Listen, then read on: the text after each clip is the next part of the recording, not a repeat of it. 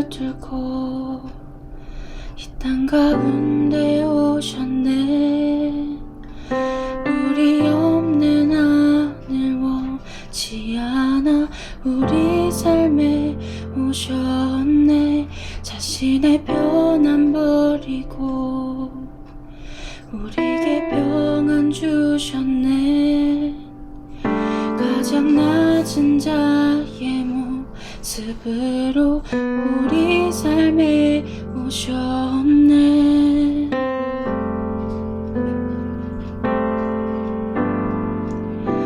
하나님 우리와 영원히 함께 하시네.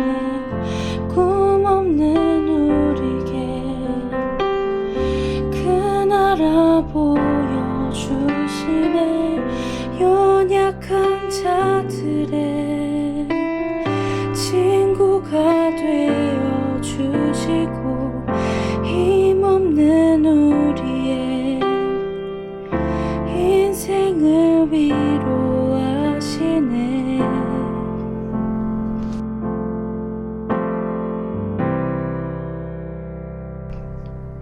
당신은 시간을 뚫고 이 땅 가운데 오셨네. 우리 없는 하늘 원치 않아 우리 삶에 오셨네. 자신의 편안 버리고 우리에게 평안 주셨네.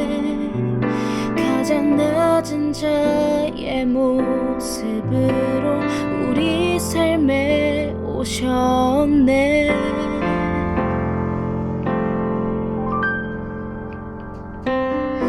하나님 우리와 영원히 함께 하시네. 꿈없는 우리에게 그 나라 보여주시네. 연약한 자들의 친구가 되어주시고 힘없는 우리의 인생을 위로하시네.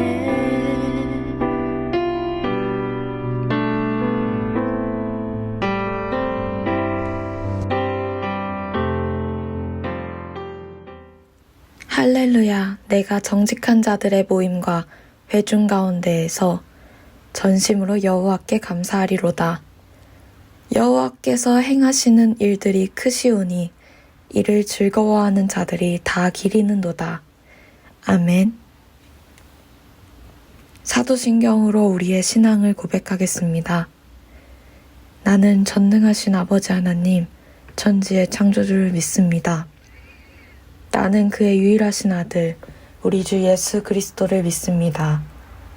그는 성령으로 잉태되어 동정녀 마리아에게서 나시고 본디오 빌라도에게 고난을 받아 십자가에 못 박혀 죽으시고 장사된 지 사흘 만에 죽은 자 가운데서 다시 살아나셨으며 하늘에 오르시어 전능하신 아버지 하나님 우편에 앉아 계시다가 거기로부터 살아있는 자와 죽은 자를 심판하러 오십니다. 나는 성령을 믿으며 거룩한 공교회와 성도의 교제와 죄를 용서받는 것과 몸의 부활과 영생을 믿습니다. 아멘. 다 함께 공동기도 하겠습니다.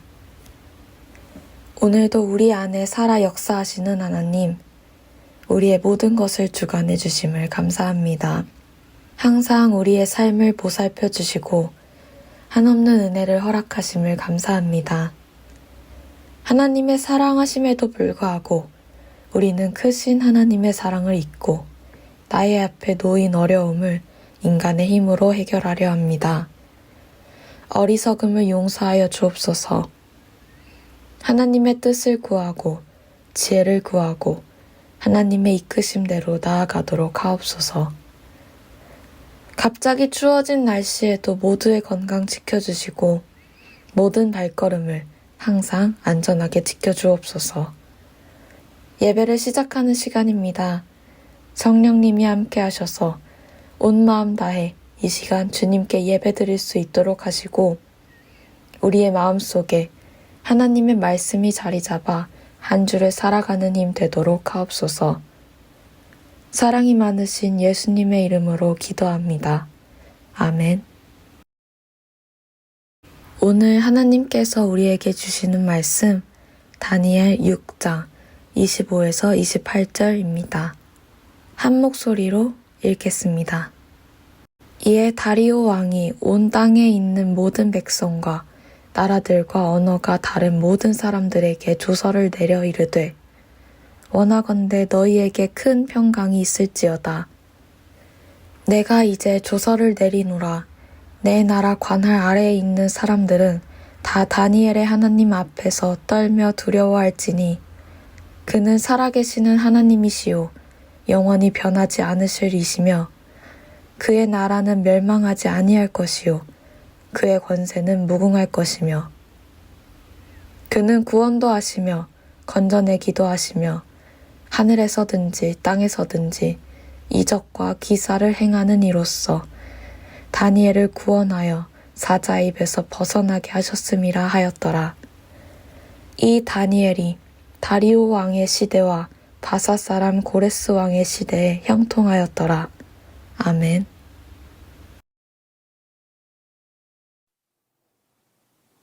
할렐루야!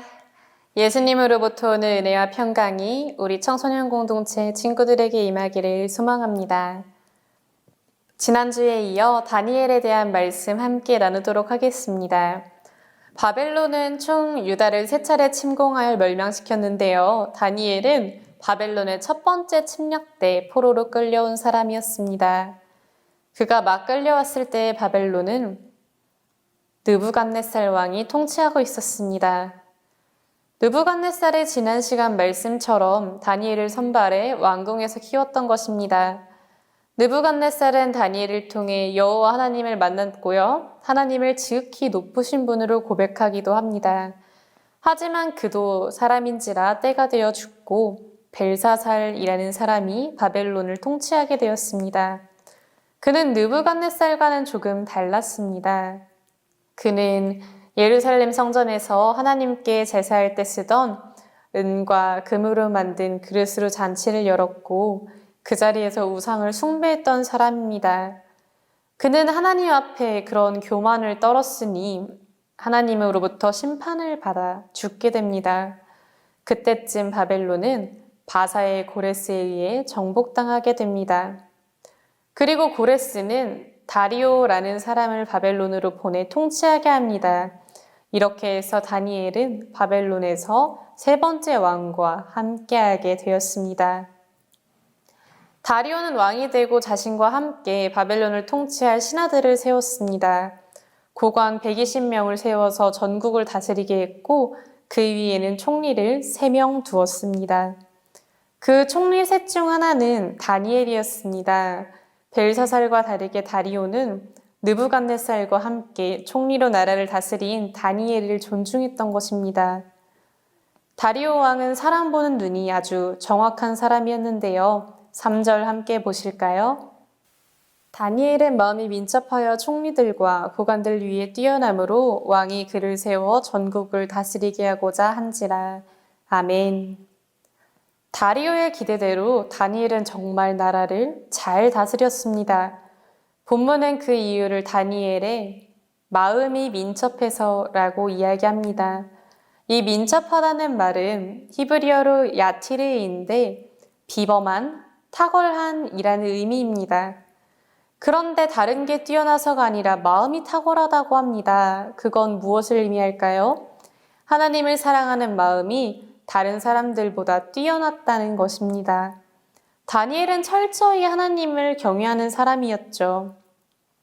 욥기, 시편, 잠언 이 3가지 지혜의 문학이 공통으로 이야기하는 것은 주님을 경외하는 것이 지혜의 근본이라는 것입니다.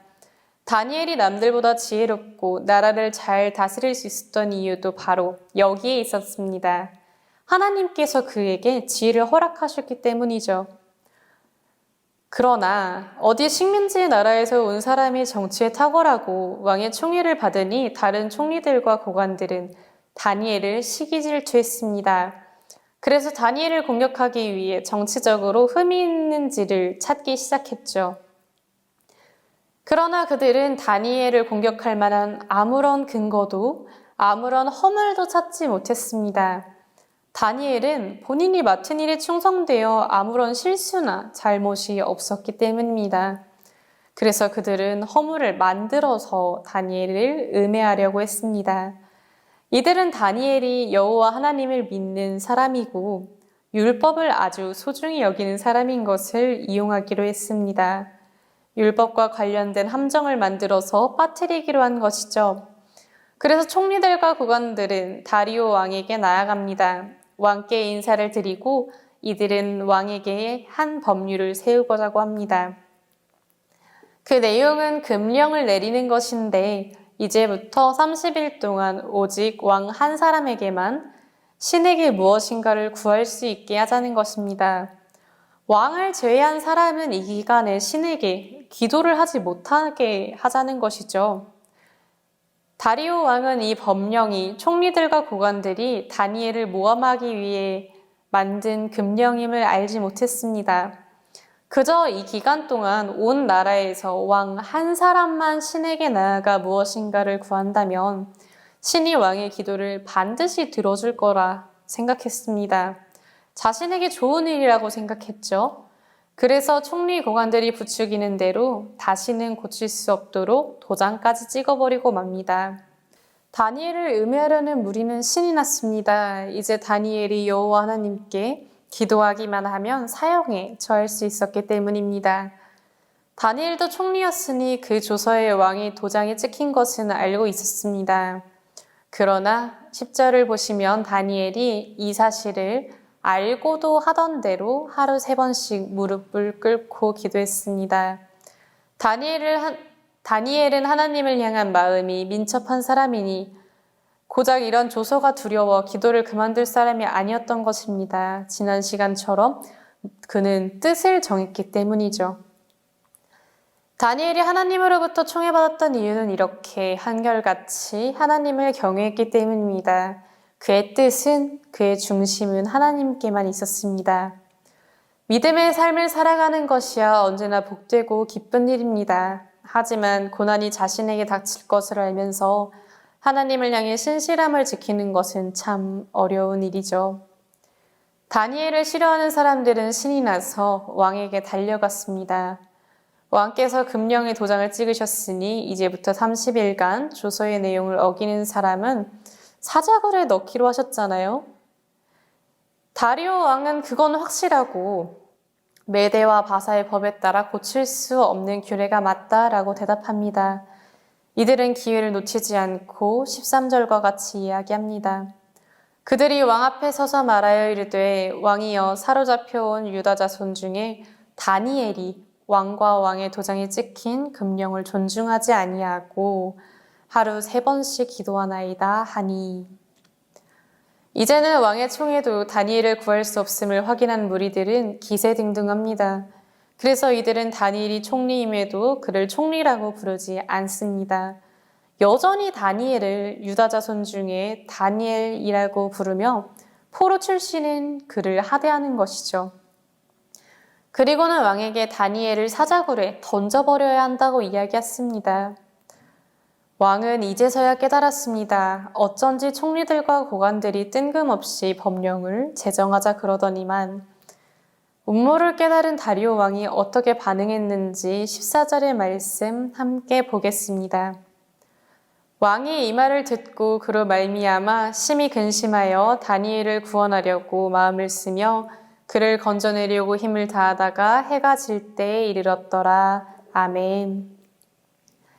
다리오 왕의 반응은 총 3가지였습니다. 첫 번째로 심히 근심하였고요. 다음은 다니엘을 구원하려고 마음을 썼고, 3번째는 그를 건져내려고 힘을 다하다가 해가 져버렸다고 합니다. 이 한 구절만 읽어도 다리오 왕이 얼마나 다니엘을 사랑했는지가 눈에 보입니다. 어릴 때 주일학교에서 전도사님이 이 다니엘의 이야기를 들으면 다니엘이 얼마나 하나님 앞에 충성되었는지만 눈에 보였습니다. 하지만 전도사님이 다 커서 이렇게 설교를 하려고 보니 다리오 왕이 다니엘을 얼마나 사랑했는지가 더 마음에 와닿았습니다. 다니엘이 첫 번째 만났던 바벨론 왕 느부갓네살 왕이야 자신의 꿈을 다니엘이 해석해주기도 했고 다니엘과 그 친구들에게 역사하신 하나님을 직접 보았으니 하나님을 경배하고 찬양할 만했다고 말할 수 있습니다. 그러나 다리오 왕이 어떻게 다니엘을 알았는지는 오늘 성경에 전혀 나오지 않습니다. 심지어 다리오는 메대 사람이니 어디 동양 출신이라고 해서 다니엘을 총리로 삼은 것도 아니었습니다. 과거 느부갓네살 왕 시절 총리로 활약한 것에 대한 기록만 보고 그를 아끼는 것이라는 해석도 적절하지는 않은 것 같습니다. 기록만 보고 다니엘을 아꼈다기에는 14절과 같은 절절한 마음이 이해가 되지 않기 때문입니다. 다니엘을 향한 다리오 왕의 총애는 하나님을 향한 다니엘의 신실함으로부터 왔음이 확실합니다. 다니엘은 자신을 모험하기 위해 만들어진 조서가 작성된 것을 모르지 않았습니다. 평소대로 기도를 한다면 죽게 될 것 또한 분명히 알고 있었죠. 그럼에도 하나님께 나아가 하던 대로 기도할 수 있었던 것은 하나님에 대한 믿음이 있었기 때문입니다. 내가 믿는 하나님이 고작 나를 모함하는 자들보다 약할 리가 없다는 그 믿음 말입니다. 하나님 한 분만이 나의 삶의 주인 되시며 나를 구원하시는 분이라는 믿음, 그 분명한 확신이 있었던 것입니다. 그러니 하나님께서 다니엘에게 형통함을 허락하신 것입니다. 다리오 왕이 다니엘을 사랑할 수 있도록 해주신 것이죠.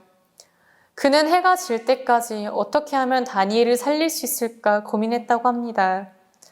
이러한 감정은 인간이 짧은 시간 안에 타인에 대해 가질 만한 그런 감정이 아닙니다.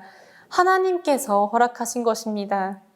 하나님께서는 하나님께 신실한 자의 삶에 이와 같은 형통함을 허락하심을 믿으시기를 소망합니다. 하나님께서 주시는 형통함이라 함은 삶의 모든 것들이 일사천리로 딱딱 떨어지게 되고 잘 되고 또 모두가 날 좋아하고 그런 것이 아닙니다. 다니엘이라고 주변에 자신을 싫어하는 사람들이 없었던 것은 아니잖아요.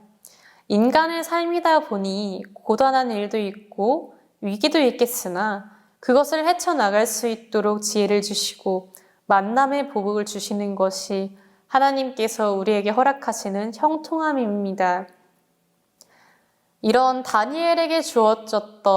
이렇게 다니엘에게 주어졌던 형통함이 우리 청소년 공동체 친구들의 삶에도 있기를 축복합니다. 다니엘이 법령 위반으로 죽게 되었을 때 다리오 왕은 심히 걱정했습니다. 그래서 그는 다니엘을 구하기 위해 해가 질 때까지 힘을 썼죠. 그리고는 이제 밤이 되었습니다. 다리오 왕은 조서에 따른 결정을 내려야 했습니다. 다리오 왕이 다니엘을 사자굴에 넣으라는 명령을 내리지 않으니 무리는 왕에게 와서 다시 한번 말했습니다. 조서에 명령을 지켜야 한다라고 말입니다. 메대와 바사의 법에 따르면 왕께서 내린 법은 고칠 수가 없습니다. 왕은 원칙을 지키기 위해 어쩔 수 없이 다니엘을 사자굴에 던지라고 명령을 합니다. 그런데 이 명령에 한마디를 덧붙입니다. 함께 16절의 말씀 보실까요? 이에 왕이 명령하매 다니엘을 끌어다가 사자굴에 던져 넣는지라. 왕이 다니엘에게 이르되 내가 항상 섬기는 너희 하나님이 너를 구원하시리라 하니라. 아멘. 너의 하나님이 너를 구원하시리라. 다리오 왕은 다니엘을 너무 사랑한 나머지 그가 믿는 하나님에 대한 믿음도 생겼습니다.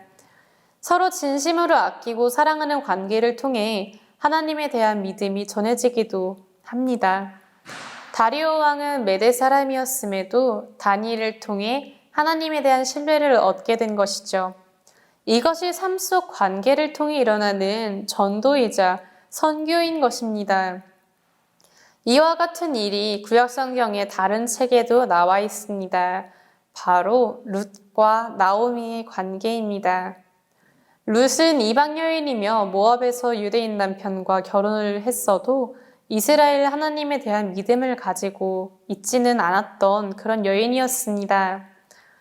긴 세월 남편을 잃고 그의 시어머니와 사랑의 관계로 함께 살아가고 있었습니다. 하루는 시어머니가 베들레헴으로 돌아가고자 했죠. 나오미는 자신이 이방 땅에서 겪은 서러움과 고단함을 며느리들이 또 베들레헴 땅에서 겪게 하고 싶지 않아서 며느리들에게 모압에 남으라고 이야기를 합니다. 그는 며느리를 진심으로 사랑했던 것이죠. 그 며느리들 중 룻 역시 나오미를 그만큼 사랑했기에 나오미와 함께 유대 땅으로 돌아가기로 했습니다. 하지만 거기서 멈추지 않았습니다. 룻은 더 나아가 나오미의 하나님을 자신의 하나님으로 받아들이게 되었습니다. 이렇게 누군가와 진실된 애정을 나눌 수 있을 때 그 관계 가운데에 하나님께서 임재하십니다. 그리고 나를 통해 상대방은 사랑으로 임하신 하나님을 믿게 되는 역사가 일어나게 되는 것입니다. 우리 친구들에게도 다니엘과 다리오 왕처럼 그리고 나오미와 룻처럼 삶을 통해 하나님을 전할 수 있는 역사가 일어나기를 소망합니다. 다시 본문으로 들어가 볼까요? 왕이 명령하기가 무섭게 사람들은 다니엘을 잡아 사자굴에 넣었습니다. 그리고 도망치지 못하게 커다란 바위로 사자굴을 막아버렸고요. 신하들은 왕이 다니엘을 사랑한 것을 알기에 왕이 법을 바꾸어 다니엘을 구출할까 걱정하기까지 했습니다. 그래서 그들은 그 자리에서 거기에 왕이 도장을 찍게 합니다. 왕은 다니엘이 사자에게 물려 죽기라도 할까 노심초사했습니다. 그는 밤이 새도록 금식을 하고 밤마다 즐기던 오락도 멈추고 잠도 자지 않았다고 합니다. 그저 사랑하는 다니엘이 죽게 될까 심히 걱정했던 것이죠. 그리고 해가 뜨자 왕은 서둘러 사자굴로 달려갔습니다. 사자굴 문을 열 수는 없으니 그 앞에서 울면서 소리를 쳤습니다. 20절 함께 읽겠습니다. 다니엘이 든 굴에 가까이 이르러서 슬피 소리질러 다니엘에게 묻되 살아계신 하나님의 종 다니엘아, 내가 항상 섬기는 내 하나님이 사자들에게서 능히 너를 구원하셨느냐 하니라. 아멘. 하나님을 향한 다리오 왕의 믿음은 온전하지 못했습니다. 그렇기에 하나님이 다니엘을 구해주실 것을 알면서도 한편으로는 인간적으로 걱정을 했던 것이죠. 다니엘이 혹 사자에게 먹혀 죽을까 전전긍긍했습니다. 그래서 다니엘에게 물었습니다. 내 하나님이 사자들에게서 능히 너를 구원하셨느냐? 그때였습니다. 다니엘의 인사가 들려온 것입니다. 왕이여 만수무강하소서. 그리고 자신이 어떻게 살아남았는지 상세히 말해줍니다. 다니엘의 하나님께서는 다니엘이 사자에게 잡아먹힐 만큼의 죄를 짓지 않았고 왕에게 죄를 지은 것이 없는 것 또한 알고 계셨습니다. 그렇기에 천사를 보내어 사자들의 입을 막으셨다는 것입니다. 그래서 사자들은 다니엘을 물지 않았습니다. 다리오는 이를 듣고 매우 기뻐했습니다. 그는 다니엘을 사자굴에서 건져 올렸습니다. 그는 정말로 하나도 다치지 않았습니다. 다니엘과 함께 하시는 하나님에 대해 전에만 듣던 다리오는 이제 하나님의 역사를 두 눈으로 본 증인이 되었습니다. 그는 이제 다니엘을 모함한 자들을 다 잡아들였습니다. 그리고 그의 가족들까지 모두 사자굴에 던져버리게 했습니다. 사자는 하루를 꼬박 굶었으니 그 신하들과 국원들, 가족들의 육체가 바닥에도 닿기 전에 그들을 먹어버렸다고 합니다. 하나님의 임재를 체험한 다리오는 이제 바벨론 온 땅에 조서를 내렸습니다. 마지막으로 26절에서 28절 함께 읽겠습니다.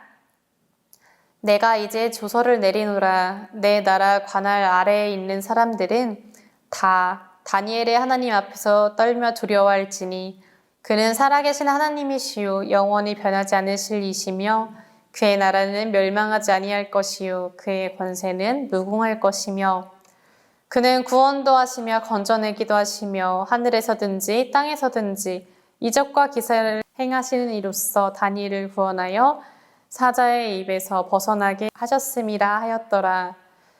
이 다니엘이 다리오 왕의 시대와 바사 사람 고레스 왕의 시대에 형통하였더라. 아멘. 참 은혜롭습니다. 다리오는 자신이 경험한 하나님을 바벨론 온 땅에 증거합니다. 다니엘과의 사랑의 관계를 통해서만 알던 하나님을 이제는 온전히 신뢰하게 된 것입니다. 거대한 나라의 왕이 이스라엘의 하나님에 대해 증거하는 역사가 일어났습니다. 경배받으신 주님께서는 이제 다니엘의 삶에는 온전한 형통함을 허락하셨습니다. 다니엘은 죽음의 위기가 닥쳤을 때도 하나님을 온전히 신뢰하고 믿음을 선택했습니다. 세상적으로 볼 때 이는 너무나도 어리석은 선택이었습니다. 죽을 수도 있었고 모든 것을 잃을 수 있었기 때문입니다. 그러나 하나님께서는 직접 구원의 손길을 뻗쳐 다니엘을 구원하셨습니다. 그리고는 사자굴 사건 이후로 그의 삶 가운데 다시는 시련을 주지 않으셨습니다. 우리 친구들이 다니엘과 같이 마음이 민첩하기를 소망합니다. 그리고 믿음으로 주님과 동행하는 삶 가운데 형통함이 있기를 축복합니다. 오늘 다니엘의 온전한 믿음이 하나님의 임재를 불러일으켰음을 봅니다. 그리고 다니엘로 말미암아 다리오 왕이 하나님을 믿고 증거하는 삶을 살게 되었습니다. 신앙인의 온전한 믿음은 그 주변 사람들을 하나님 앞으로 나아가게끔 합니다. 다리오 왕이 다니엘을 통해 성도가 되는 것을 보면서 많은 은혜가 있죠. 성도의 삶은 단순히 자기와 자신의 가족들의 안위만을 챙기는 것이 아님을 우리는 오늘 확인해 봅니다. 우리 친구들의 삶이 다니엘과 같이 하나님의 은혜를 나누는 삶이 되기를 소망합니다. 그리고 우리 친구들이 이 세상을 살아가면서 복의 근원이 되어 형통함을 누리는 삶 살아가게 되기를 간절히 소망합니다. 아멘. 함께 기도하시겠습니다. 사랑의 하나님, 감사합니다. 오늘 우리가 하나님 앞에 나와 예배하게 하시고 주님의 말씀을 듣게 하심에 감사합니다. 하나님, 오늘 다니엘이 사자굴에 들어가게 된 이야기를 보면서 우리는 하나님께서 주시는 형통함을 바라봅니다. 주님께서 주시는 삶이 고통 없는 삶, 시련 없는 삶이 아님을 압니다. 우리는 이 세상을 살아가면서 어려움도 만나고 아픔도 겪습니다. 그러나 하나님께서 함께 하실 때에 우리는 만남의 복이 있고 사랑의 관계를 맺으며 그 어려움을 헤쳐나갈 수 있는 줄로 믿습니다. 하나님, 우리가 이 세상에서 그 무엇보다도 주님만을 신뢰하게 하시고 하나님께서 허락한 사랑의 관계 안에서 주님을 더욱더 전하며 살아가는 삶 살아갈 수 있도록 해주시옵소서. 언제나 우리와 사랑으로 함께 하시는 예수님의 이름으로 기도합니다. 아멘. 우리 함께 주기도문 하심으로 청소년 공동체 예배 마치도록 하겠습니다. 하늘에 계신 우리 아버지, 아버지의 이름을 거룩하게 하시며 아버지의 나라가 오게 하시며 아버지의 뜻이 하늘에서와 같이 땅에서도 이루어지게 하소서. 오늘 우리에게 일용할 양식을 주시고 우리가 우리에게 잘못한 사람을 용서하여 준 것 같이 우리 죄를 용서하여 주시고 우리를 시험에 빠지지 않게 하시고 악에서 구하소서. 나라와 권능과 영광이 영원히 아버지의 것입니다. 아멘. 청소년 공동체 소식입니다. 청소년 공동체 친구들 안녕하세요. 고등부 김희연 전도사님입니다. 전도사님이 직접 우리 친구들에게 광고하고 싶은 것이 있어서 이 자리에 화면으로 나왔습니다. 10월 21일 목요일 오후 2시에 전도사님의 목사 임직식이 있습니다. 우리 친구들 전도사님이 목회길 걷는 가운데 함께 해주셔서 감사합니다. 목사로 거듭나는 그 순간을 위해서, 그리고 앞으로의 우리 친구들과의 관계를 위해서 함께 기도로 동참해 주세요. 감사합니다. 보등부 김희연 전도사님의 목사 안수식이 21일 목요일 오후 2시 4층 예루살렘 성전에서 있습니다. 청소년 공동체 대면 예배도 드리고 있습니다. 교육 목자님 친구들과 함께 예배하는 시간 가지기를 소망합니다. 우리 교회에서는 창조세계사랑 한 달 살기 캠페인을 진행하고 있습니다. 10월 한 달 동안 일회용 컵 사용을 줄임으로써 하나님께서 주신 창조세계를 사랑하는 우리 청소년 공동체 친구들 되기를 소망합니다. 온라인 헌금은 아래 계좌의 입금자 명을 확인해서 입금해 주세요. 우리 친구들 그럼 다음 주에 만나요. 안녕. 동수원 장로교회 청소년 공동체 구독, 좋아요, 알림 설정까지 부탁드려요.